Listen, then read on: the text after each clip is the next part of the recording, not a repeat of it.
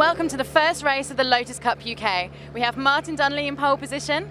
Due to some technical infringements, some of the faster cars have been put to the back of the race. This should be very exciting. I think it certainly will be, Amy, because we've got a very full field of cars. The ex-Lotus Formula 1 driver, Martin Donnelly, on pole position in the Evora that he's sharing with Gavin Kershaw this weekend. It's the former British Touring Car Championship racer, Mark Fullerlove, alongside him on the front row of the grid. And lining up third on the grid, sharing the number 51 car, David Harvey, this weekend, is one of Britain's fastest rising single-seater stars. That's Ollie Webb. So we should be in for a very exciting race here from a very full field in Lotus Cup UK. So here's to run you down the top 10 of the grid, with Donnelly and Kershaw on pole, Fullerlove second, it's Harvey and Webb in third, and then Glenn Sheridan and Jamie Stanley fourth in the Exige, with Pat McBennett in fifth and Steve Williams well up in the 211 in sixth. Multitude of classes, a full field, and a large crowd basking in the June sunshine, getting ready for an hour of racing here from the Lotus Cup UK. They're going to have to pit in at some point during the race. It's going to be a bit of a mini enduro, but it's going to be very exciting and very frantic. It's a rolling start as always, so it's Martin Donnelly pacing the field as they rumble along the centre straight, ready to go racing. The red lights are on, they go out, and away we go. And it's Donnelly who looks to sprint into the early lead in the Evora. Here he goes. Mark Fullerlove in second position. Fullerlove, who was the runaway winner at Silverstone back in April. I think he may have met his match this weekend with the combination of Gavin Kershaw and Martin Donnelly breaking into Montreal for the first time. And Donnelly, who has been seen in Lotus on Track Elise Trophy and also 1,000 kilometre race last year, making one of his infrequent appearances in 2011, showing his class in qualifying. That's a great shame. Now that's Phil Bennett, who was due to share that number 11 car with Chris Dunster. The drive shaft's gone, so they unfortunately were going no further. So go back to the head of the field, and Donnelly trying to make good his escape from Mark Fullerlove, with then Ollie Webb in third. And it's Pat McBennett who's come up to fourth, so great start to the race from Pat McBennett. He's fourth. Steve Williams in fifth. It's Glenn Sherwood in the Exige, number 47, who's driving the first stint, so he gets shuffled down into sixth. Make that seventh as Mark Goodey goes through as well. It's Pete Story who is next up on his tail. We go in car with Nigel Ayres, who is looking around the outside of several cars all at once. D'Agostini, I'm not sure that's quite going to work for him, so he then accelerates up towards Hamilton. There's Steve Train off to the right of the screen on the grass. Hopefully he'll recover back into the race through Hamilton. Varying degree of lines, but nobody quite able to make the move in the car in front, and somebody's also fired off into the grass. Couldn't quite see who that was. The red car, that's Daniel Maratzing in his first ever car race, so he is making good progress as Nigel Ayres does make that move stick. Coming through to the end of lap one, and it is Martin Donnelly who is being put under all sorts of pressure here by the Lotus 211 and Mark Fullerlove, and Fullerlove getting a far better exit from Murray's than Donnelly. Donnelly's going to have to use every single horse under the bonnet of that Evora. He's going to pull away from Fullerlove. That's exactly what he does. So they complete the first lap of the race. It's Tom Chataway and Simon Deacon engage in battle. Wherever you look around the circuit, there is plenty of fighting going on in the car with Simon Deacon here on the tail, and giving a slight tap possibly to Glenn Sheridan. He's also got Rob Fenn right on his tail too, so Rob Fenn in the Go Green Motorsport car challenging Simon Deacon, who in turn is trying to pick his way past Glenn Sherwood. Great fighting for some of these lower top 10 positions. The dust being kicked up on the extra par by one of the cars ahead, and this is surely the opportunity for Deacon to go through. He moves to the inside of Glenn Sherwood and gains the place. Sherwood looks to fight back in the Exige through Agostini, but he's not going to be able to quite reclaim that position.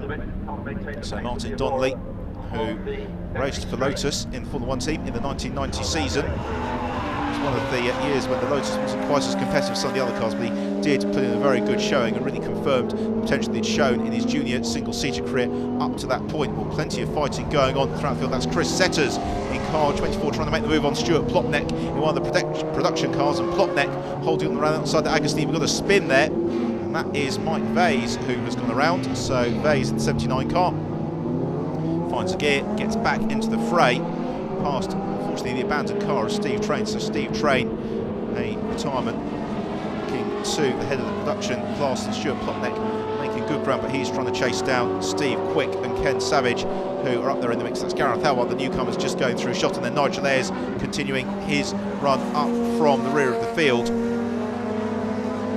So Chris Setters looking to hold on to that position still from Plotneck, who is a former multiple MG champion, so giving a good account of himself. There's Gareth Howe, who's obviously had a moment somewhere because there's bodywork trailing. The car is absolutely caked in mud, and look at that windscreen. Looks like he's been in a rally, not a circuit race. So Gareth Howe, unfortunately, unfortunately, I think maybe heading to the pits, if only to get that windscreen clean, because he can't really see where he's going. As Ollie Webb in the 340R is coming with a little bit of pressure here from Pat Bennett. Ollie Webb is currently racing the Waters by Renault 3.5 series, having raced last year in the British Formula 3 International Open series. He is really a rising star and a good yardstick for none of these drivers to gauge themselves against, as Mark Gooday leads Pete Story, Simon Deacon through Agostini. This tussle of the 211s with Tom Chataway in there, and then the interloper, in that he's not in the 211, Rob Fenn in very close pursuit. Super fight this amongst the 211s.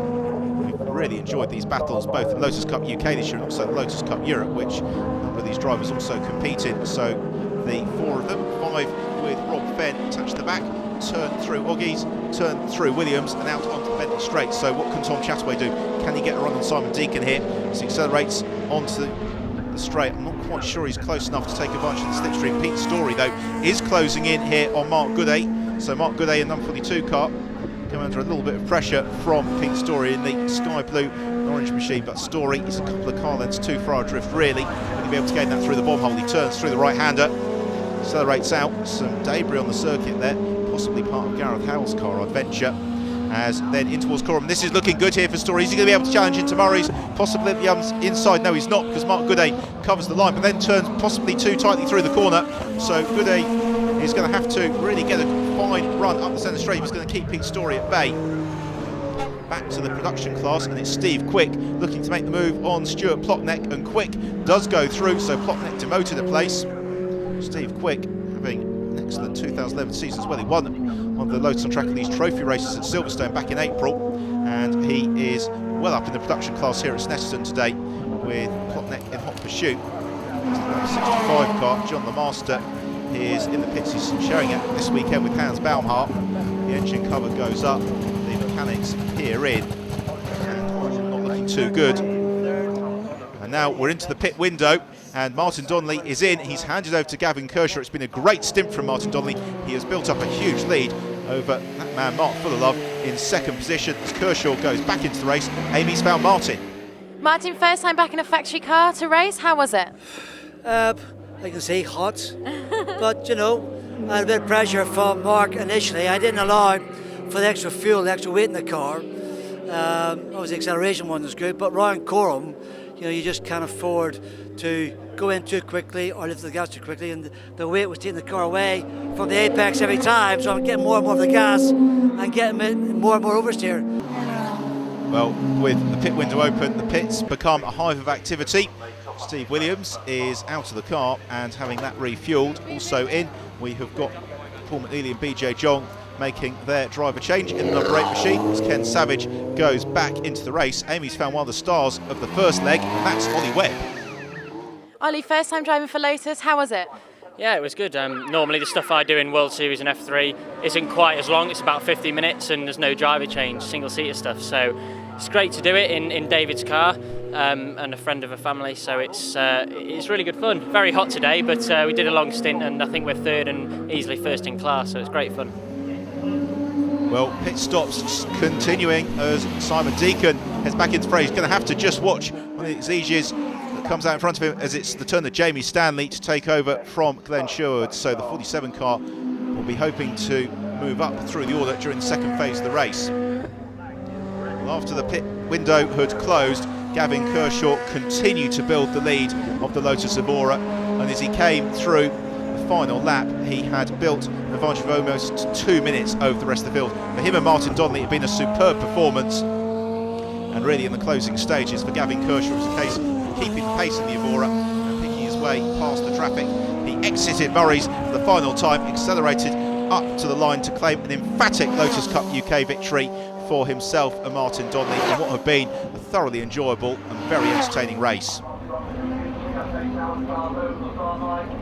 In terms of the overall classification, it was Donnelly and Kershaw who won it, with Steve Williams claiming an excellent second, Pete Story rounding out the podium, Pat McBennett solidly through into fourth, and Simon Deacon in fifth, with then David Sear rounding out the top 10. In terms of the classes, well, the 211s, it was Steve Williams from Pete Story and Simon Deacon. The Evora, well, it was just the one car, it won the race, Martin Donnelly and Gavin Kershaw.